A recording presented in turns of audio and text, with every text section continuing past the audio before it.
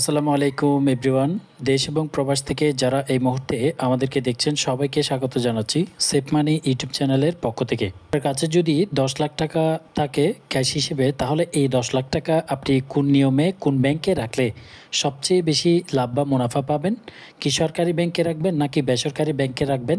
এই 10 লক্ষ টাকার একটি সুন্দর এফডিআর প্ল্যান আজকে আপনাদের সামনে উপস্থাপন করব। যে প্ল্যান অনুযায়ী আপনারা যদি ব্যাংকে টাকাটি জমা রাখেন, তাহলে 100% নিশ্চয়তা দিতে পারি আপনার টাকা থাকবে শতভাগ নিরাপদ এবং আপনি লাভ পাবেন সবার চেয়ে বেশি। আপনারা যদি 10 লাখ টাকা প্ল্যান করে এভাবে সিস্টেম করে রাখতে পারেন, তাহলে আপনারা অবশ্যই বেশি লাভ পাবেন। 10 লাখ টাকা আপনি ব্যাংকে রাখতে চাইলে মূলত দুই নিয়মে রাখতে পারেন। একটি হচ্ছে সঞ্চয়ী হিসেবে, অর্থাৎ সেভিংস অ্যাকাউন্টে, যেখানে স্বল্প হারে সুদ মিলে কিন্তু প্রয়োজনের সময় আপনি যে কোনো সময় টাকা উঠাতে পারবেন। তবে এফডিআর করলে মেয়াদি হিসাবে আপনারা ফিক্সড ডিপোজিট করতে পারেন যে কোনো ব্যাংকে।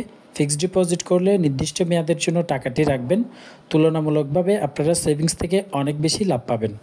সরকারি ব্যাংক এবং বেসরকারি ব্যাংকের মধ্যে পার্থক্য কী? নিরাপত্তা। সরকারি ব্যাংক অনেক বেশি সরকারি গ্যারান্টি হিসেবে নিরাপত্তা থাকে, বেসরকারি ব্যাংকের তুলনামূলক কম। তবে যেহেতু বাংলাদেশ ব্যাংক নিয়ন্ত্রণাধীন বাংলাদেশের, বেসরকারি ব্যাংকও নিরাপদ, তুলনামূলকভাবে সরকারি ব্যাংক থেকে একটু কম। সুদের হার।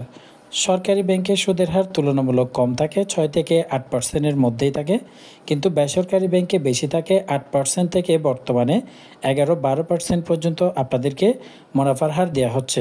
সেবার দিক থেকে আপনি সরকারি ব্যাংকে দীর্ঘতির হতে পারে সেবা, সেক্ষেত্রে বেসরকারি ব্যাংক এগিয়ে থাকবে, তুলনামূলক দ্রুত এবং আধুনিক সেবা পাবেন আপনি বেসরকারি ব্যাংকে। উদাহরণস্বরূপ সরকারি ব্যাংক হিসেবে আপনি বেছে নিতে পারেন সোনালী, জনতা, অগ্রণী এবং রূপালী ব্যাংক, এই 4টি ব্যাংক। এছাড়াও সরকারি যে কোনো ব্যাংক আপনারা বাছাই করতে পারেন।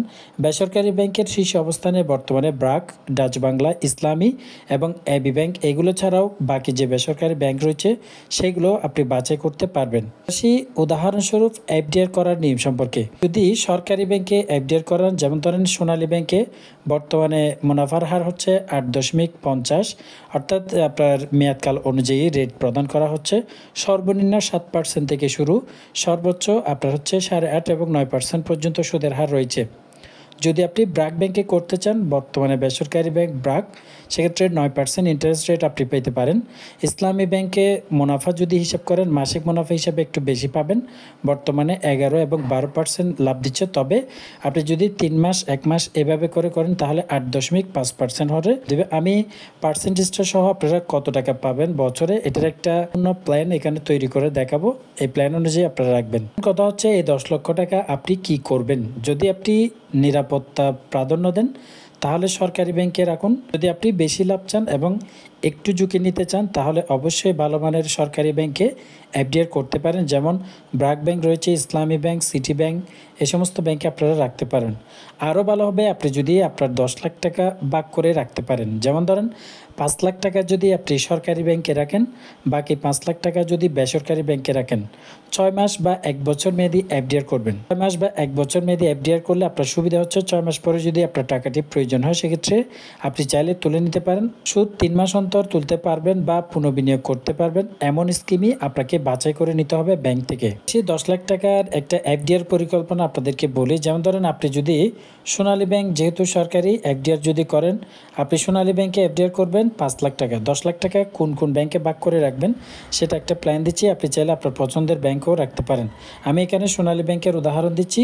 সোনালী ব্যাংকে আপনি চাইলে 5 লাখ টাকার এফডিআর করতে পারবেন। 1 বছর মেয়াদি যদি করেন, তাহলে 7%ও যদি আপনাদেরকে মুনাফা বা সুদ দেয়, তাহলে 1 বছরে আপনার মোট সুদ আসবে 35,000 টাকা। 5 লাখ থেকে গেল 5 লাখ টাকা, বাকি আরও 5 লাখ টাকা রয়েছে। সেখান থেকে আপনি আরও 3 লাখ টাকা ব্র্যাক ব্যাংকে রাখতে পারেন। বেসরকারি ব্যাংক ব্র্যাক ব্যাংকে এফডিআর করে 3 লাখ টাকা যদি 1 বছরের জন্য রাখেন, 9% যদি বার্ষিক সুদের হার হয়, আপনি 1 বছরে পাবেন 27,000 টাকা।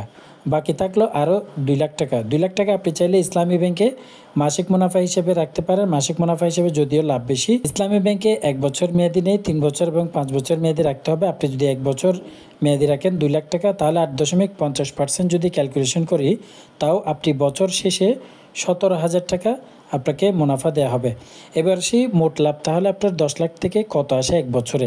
সোনালী ব্যাংক থেকে আপনি পাচ্ছেন 35,000 টাকা, ব্র্যাক থেকে পাবেন 27,000 টাকা, ইসলামী ব্যাংক থেকে পাচ্ছেন 17,000 টাকা। সর্বমোট আপনার 10 লাখ টাকায় 79,000 টাকা লাভ পাবেন। পরিকল্পনার সুবিধাগুলো বলি। নিরাপত্তার জন্য আপনি 50% টাকা সরকারি ব্যাংকে, উচ্চ সুদের জন্য বেসরকারি ব্যাংকে, মাসিক আয় ইসলামী ব্যাংক থেকে মাসিক মুনাফা বেছে নিতে পারেন। এই 3টা প্ল্যান আপনি করতে পারেন। আপনি কিছু পরামর্শ, এফডিআর করার সময় অবশ্যই আপনাকে লিখিত রসিদটি নিতে হবে। এফডিআর পুনঃবিনিয়োগের সুযোগ থাকলে সেটি আপনি নিতে পারেন। নামমাত্র সার্ভিস চার্জ এবং টিডিএস ট্যাক্স হিসেবে কত টাকা কাটবে সেটিও আপনি জেনে নেবেন। ইসলামী ব্যাংকের ক্ষেত্রে মুনাফা নিশ্চিত নয়, তবে প্রায় সময় 8 থেকে 8.5% কাছাকাছি মুনাফা দিয়ে থাকে। পরিকল্পনাটি 10 লাখ টাকা বিনিয়োগের জন্য একটি সুরক্ষিত এবং লাভজনক এফডিআর পরিকল্পনা। এতে সরকারি বেসরকারি ব্যাংকে ভাগ করে টাকা রাখা হয়েছে যাতে নিরাপত্তা এবং উচ্চ সুদের জন্য সর্বোচ্চ মুনাফা নিশ্চিত করা যায়। যদি 10 লাখ টাকা এভাবেই রাখেন তাহলে অবশ্যই আপনার টাকাও থাকবে নিরাপদ। যে কোনো প্রয়োজনে আপনি যদি চান 2 লাখ টাকার প্রয়োজন, তা 2 লাখ টাকার এফডিআরটি করেছেন ইসলামী ব্যাংকে, সেটি ভাঙিয়ে নিতে পারেন। আবার যদি 3 লাখ টাকার প্রয়োজন হয় তাহলে ব্র্যাক ব্যাংক থেকে সেটি ভাঙিয়ে নিতে পারেন। আবার 5 লাখ টাকার প্রয়োজন হলে আপনি আরেকটি এফডিআর ভাঙাতে পারেন। সেজন্য অবশ্যই 10 লাখ টাকা এক ব্যাংকে না রেখে এভাবে করে আপনারা কিছু টাকা সরকারি ব্যাংক এবং কিছু টাকা বেসরকারি ব্যাংকে এই নিয়মে রাখলে আপনার টাকা থাকবে শতভাগ নিরাপদ, লাভও পাবেন একটু বেশি। ধরনের এফডিআর প্ল্যান যদি আপনারা জানতে চান তাহলে অবশ্যই আপনি কত টাকা ব্যাংকে রাখতে চান এবং কত টাকার প্ল্যান জানতে চান সেটি আপনি কমেন্ট বক্সে লিখতে পারেন যে আমার 5 লাখ টাকার একটা প্ল্যান তৈরি করে দেন। এভাবে যদি কমেন্ট বক্সে জানান আমি নতুন করে ভিডিও নিয়ে আসার চেষ্টা করব। ততক্ষণ পর্যন্ত সবাই ভালো থাকবেন। আল্লাহ হাফেজ।